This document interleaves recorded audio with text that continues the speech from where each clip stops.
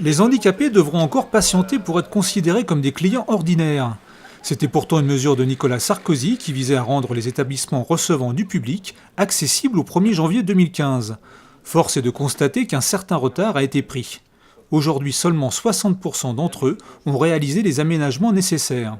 Il y en a qui n'étaient pas forcément au courant, il y en a c'était peut-être trop ambitieux, il y en a qui ont peut-être pensé qu'on allait reculer la loi.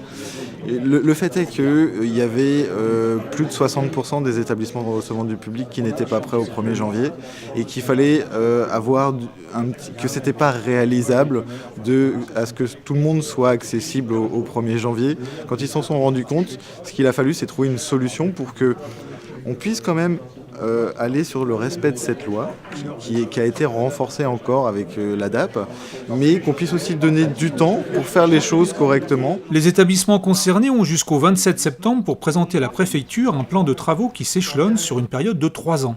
Sous peine de lourdes amendes pouvant aller de 45 000 € pour une personne physique à 225 000 € pour une personne morale. L'exploitant s'engage sur des travaux, c'est-à-dire qu'il met noir sur blanc les travaux qu'il va faire chaque année et il met noir sur blanc le volume ou le coût de ces travaux pour chaque année également.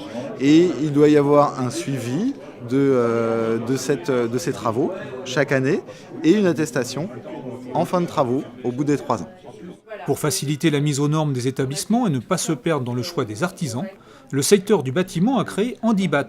Soutenu par le conseil départemental, il s'agit d'un label qui atteste de la compétence des artisans dans le domaine de l'accessibilité. C'est le moyen d'identifier les entreprises pour que le consommateur sache que quand il a une entreprise labellisée avec le droit d'usage de la marque Handibat, il sache qu'il a affaire à des professionnels qui ont fait une démarche volontaire d'engager l'entreprise dans une démarche déontologique avec 3 engagements et un comportement exemplaire, que ce soit au niveau des coûts, des conditions d'intervention et surtout le respect de la personne. Voilà, on ne parle pas à une personne vieillissante comme on parle à une personne jeune.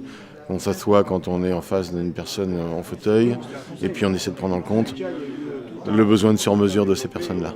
C'est ça, Handibat. Les établissements recevant du public devront donc s'engager sur la voie de l'accessibilité avant le 27 septembre, pour un résultat gagnant-gagnant. Une étude évalue une hausse de la fréquentation de 5 à 10% des établissements une fois rendus accessibles.